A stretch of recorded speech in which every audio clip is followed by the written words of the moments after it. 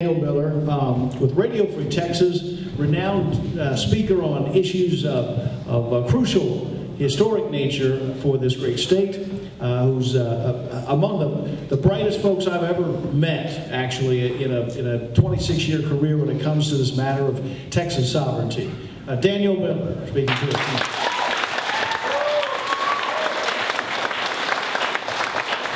I think it's interesting that Kevin had jokes for everyone but me, so very, very interesting. Well, first of all, thank you to the Southeast Texas Tea Party, and especially Jeff, the Jones,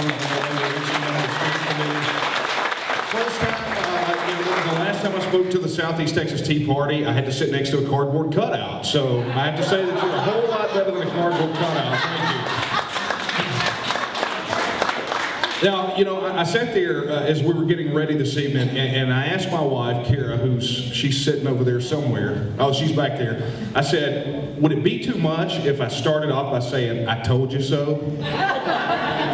So I didn't start off saying that, so I'm good. Thank you. Look, I was brought here specifically asked to talk about Obamacare in relation to the issue of the sovereignty of Texas. Okay, folks, if you haven't figured it out, I'm a Texan, and I'm super proud of it.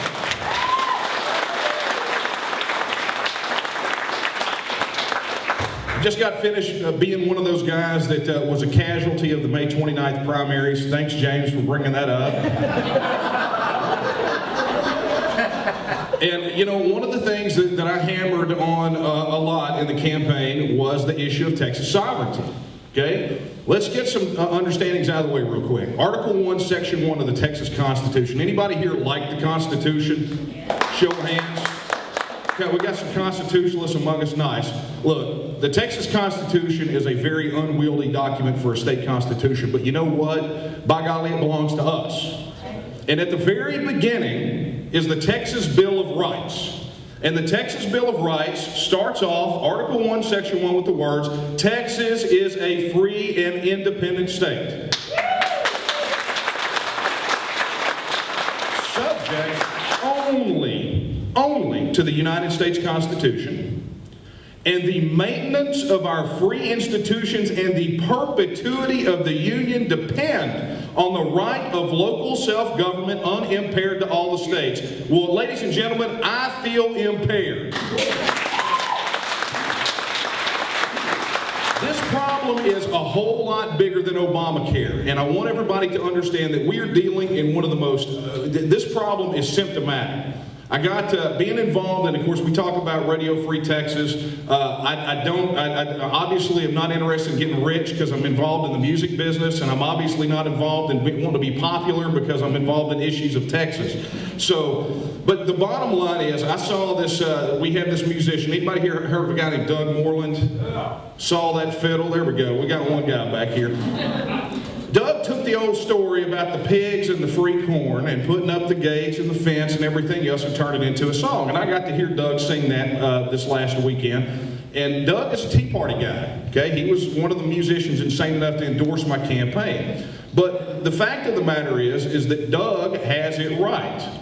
Obamacare is one part of the fence that they've been putting up for a long time. Let's run it back to the previous week before the Supreme Court dealt us the death blow to the issue of freedom in the Constitution. Barack Obama stands up and unilaterally declares a blanket shadow amnesty for illegal aliens. This happened. Now remember, this is the illegal immigration problem costing the state of Texas $9 billion a year. Then what do? We get the Supreme Court shooting down Arizona's attempt to try to do something about the border, something that is a real and pressing issue for them, thereby stomping over their sovereignty to do what's best for the citizens of Arizona. Then the third side of the fence goes up with Obamacare. John Roberts comes out and issues this opinion along with the rest of the Supreme Court, and they declare not part of Obamacare okay, but the whole thing. The whole thing. An individual mandate. They declare okay. They say it's okay to force, excuse me, this cord's killing me, folks.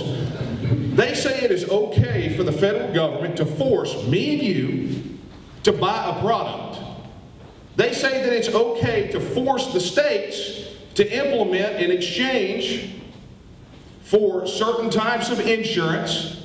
And if the states don't agree to do it, they're going to force them to do it anyway. They're just going to go ahead and do it. And just like James said, they're going to reach right around the states and go straight to the healthcare providers to draw that money from. Folks, our right of local self-government has been impaired. The sovereignty of the state of Texas is what's at stake here. The rights and individual freedoms that we have are important here. I want to, just a show of hands, because this is really where we're all at, folks. A show of hands here. How many people believe that now the Supreme Court has declared Obamacare constitutional, that it actually is? So therefore, all of you who believe that it is unconstitutional, raise your hand. Well, folks, feel an awful lot like Travis at the Alamo on the 12th day. You got a choice. You got a choice. Are you going to comply with an unconstitutional law? Because realize that it's already been determined. It's already been said that this thing is violative of constitutional principles. The federal government has overstepped its bounds. And they are going to force you to violate your principles. And those things matter, folks. Do you believe that they matter? Do you believe that freedom is important? Do you believe that sovereignty is important? Well, you got a choice. You got a choice, and I got to cut this thing short. 5 to 7 minutes, man. That's kind of tough. But you got a choice. Article 1, Section 2, you've heard it echoed all the way through this panel tonight. Article 1, Section 2 is very plain. That all political power is inherent in the people. Not in the politicians, not in the policies, not in the people who pay the politicians, but the people. The federal government has failed.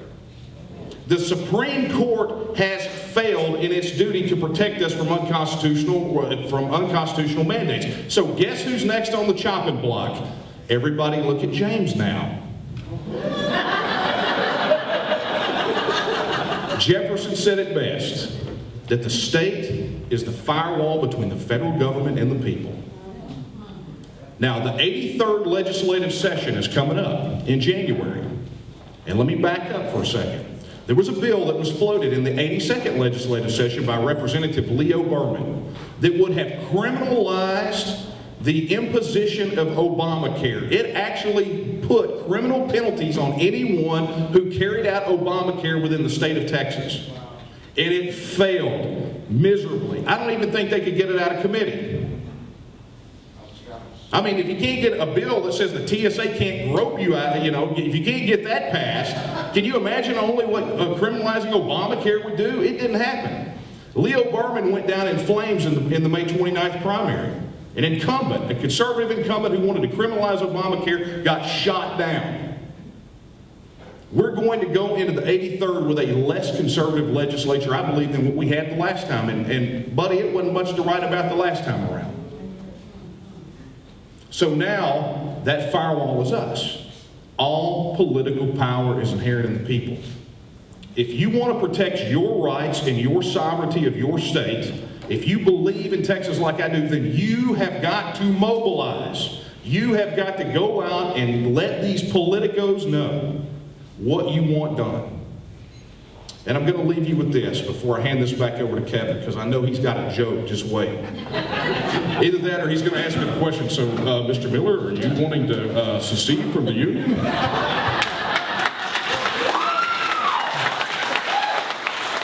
Hey, if I had a nickel for every time he had asked me that question, I would pay for your health care and everything would be great. But look at it like this. Anybody in here big fans of cow manure? I didn't think so. Look at Obamacare like this. They shoved the bill down your throat that said that every night you got to eat a big bowl of cow manure. So I want you to think about this. When you hear politicians and pundits and all these guys talk about, well, how are we going to deal with Obamacare? Replace that with bowl of cow manure. Folks, I don't want to eat cow manure. Don't give me a cookbook on cow manure. I don't want to hear the cookbooks from the politicians and the pundits. What I want them to say is, no, sir, you don't have to eat cow manure. Let's do this, folks. Protect Texas, and let's stop the cow manure.